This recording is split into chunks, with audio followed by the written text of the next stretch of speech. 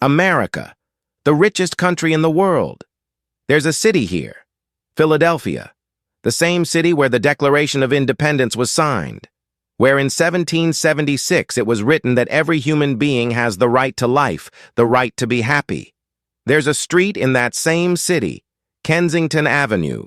Today, people on that street are alive, but not living. In January 2024, when Philadelphia counted its homeless, the number was 5,191. But that's just one night's picture. Throughout 2024, more than 15,000 different people were on the streets at some point in the year. Children and the elderly. And this number has increased by 10% since 2023. It's been increasing continuously for 3 years. So the question is, what mistake are these people being punished for? Today on WorldQuest, we'll visit a world in Philadelphia that's away from cameras. A world that makes you want to close your eyes. But you have to see. Because what's not seen doesn't change. The moment you step off the Allegheny subway station, the air changes. There's dirt on the street, scattered syringes, the smell of burnt clothes, and all around, humans. But it's as if they're not there. Someone stands hunched over the sidewalk, eyes open, but nothing visible. Another sits, leaning against a wall, as if frozen in time. The DEA has called it the East Coast's largest open-air drug market. McPherson Square Park, what people call Needle Park, is home to an old library. People lie on benches outside. Books are inside. There's a world of difference between the two. No one asks for anything. No one speaks. There's just a silence that echoes in your ears. This is Kensington, the part of Philadelphia that was once called the workshop of the world. It was home to textile mills, thousands of jobs, and families. Now there's only pain. And this pain has a name. Do you know that name? The first part of that name is fentanyl, a synthetic opioid that's 100 times more powerful than heroin. A single pinch is fatal. And another name is xylazine. It's also called tranq. It's actually a horse tranquilizer. It wasn't made for humans, but now it's being sold mixed with fentanyl. And those who inject it don't even know what they've taken. The combination of fentanyl and xylazine puts the body into a trance. The heart rate slows down. Breathing stops. An examination of drug samples collected in Kensington found that 98% contained fentanyl and 65% contained xylazine. But wait here. These people didn't want to become addicts. Someone worked in a factory. The factory closed. They lost their job. They experienced pain. They got medication, and they became addicted. Someone was prescribed painkillers by a doctor. After a few months, the prescription wore off, but the addiction didn't end. They found cheap fentanyl. That was it, and the trap was closed. Who set this trap? The system or us? That's a question for later. First, let's understand what this drug did to their bodies. Kensington Zombies. This term is searched more than 3,600 times every month on the internet. But wait, zombies are an insult. These are humans, sick humans, people whose bodies have betrayed them. Xylazine enters the body and begins eating away at the skin. Injection sites produce wounds that don't heal, sometimes for weeks, sometimes forever. Narcan, which reverses opioid overdose, doesn't work on xylazine. Therefore, surviving a fentanyl-xylazine overdose has become more difficult. What's seen in Kensington, they're not just stunned people. They're humans whose central nervous systems have been shut down by a horse tranquilizer. Their bodies are fighting a chemical they weren't designed for. One doctor said, "It's less lethal than fentanyl, but no less dangerous." And amidst all this, these people are in the cold. Philadelphia's winters are brutal. Temperatures can drop to -10 degrees Celsius in January. Every night is a battle for those sleeping on the sidewalks. Why do they have to fight this battle? What's the real reason? Philadelphia has the highest poverty rate among America's 10 largest cities.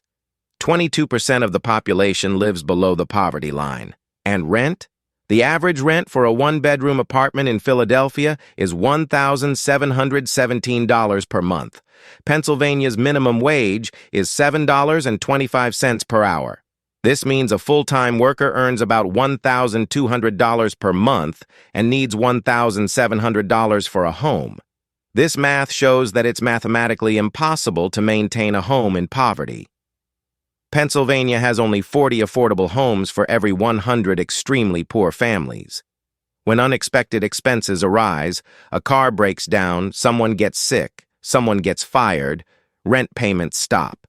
Eviction follows. The streets follow.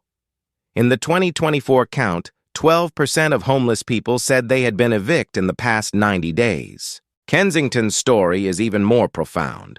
Thousands of people once worked in textile mills here. When the factories closed, jobs were lost, people were lost, poverty came, drugs came. And these people, these streets could have belonged to any one of us. One job, one bill, that's enough. Nidia Wright, 29, a resident of North Philadelphia. She used to go to the homes of elderly people and care for them, cooking and cleaning. A small mistake led to the loss of her job, and then her home. There was no defeat in her eyes. There was fatigue. Understand the difference. 66% of Philadelphia's homeless are black, while black people make up 40% of the city's population. This isn't just a homelessness crisis. It's a reflection of racial inequality. And mental health? A large portion of Philadelphia's homeless population suffers from untreated mental illness. Living on the streets can exacerbate PTSD, depression, and anxiety. 16% of homeless people are over 65. Elderly people who have worked all their lives are now on the cold streets. 17% are minors, under 18, children. If we don't feel anything even after seeing this, then perhaps we too have fallen asleep. Mayor Sherrell Parker took office in January 2024. The promise was to clean up Kensington. In May 2024, a large encampment was cleared. Police came, media came, photos were taken. But where did the people who were there go? The location just changed. Not a problem. That's what the residents said. Parker created a 5-phase plan. A law requiring businesses to close after 11 p.m. was passed. New police recruits were deployed in Kensington. But treatment for those who were there didn't improve that much. Philadelphia's Office of Homeless Services itself was in a financial mess, amid overspending and a leadership shakeup.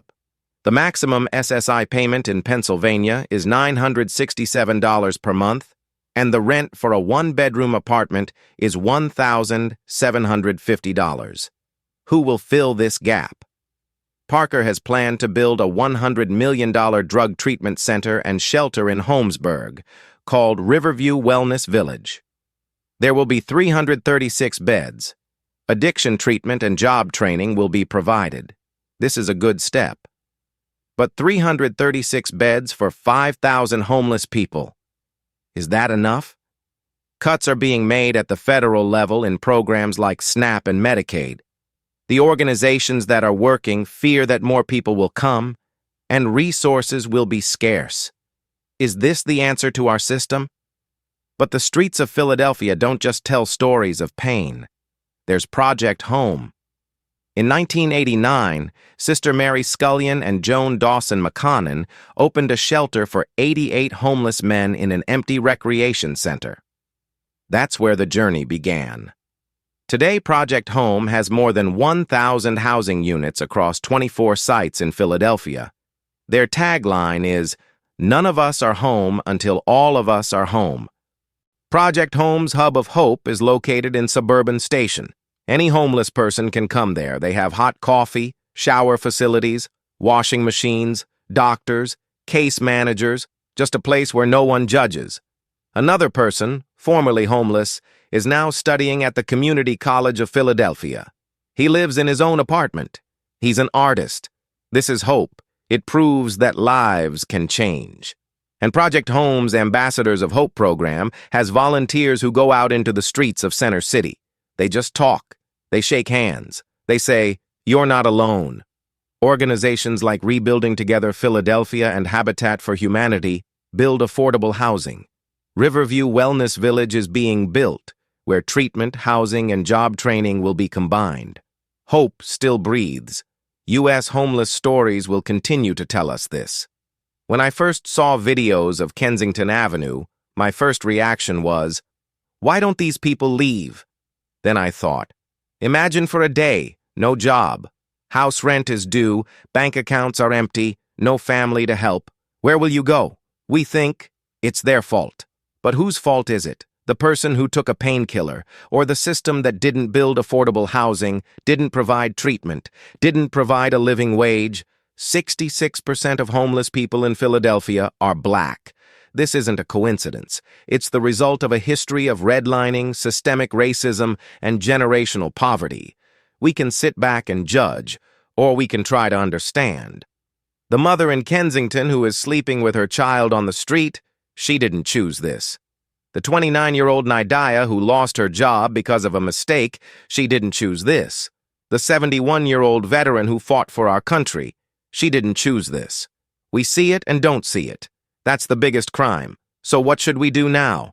First thing, awareness. Share what you saw and heard today. The world should know this reality of Philadelphia. If you're in Philadelphia, Project Home's homeless outreach hotline is 215-232-1984. If you see a homeless person in need, call. You can volunteer at Project Home. You can donate. They have an online store selling things made by former homeless residents. If you're anywhere in the world, you can. Treat the homeless in your city, see them as human beings. That's enough. Hold politicians accountable. Speak up for affordable housing. And subscribe to WorldQuest. Because the journey continues. Press the bell icon to never miss an episode. That street in Philadelphia still exists. Kensington Avenue still exists. But so does Project Home. Volunteers are here. You are here too.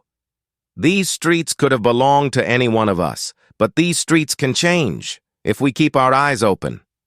What's broken can be repaired. But first we must see what's broken.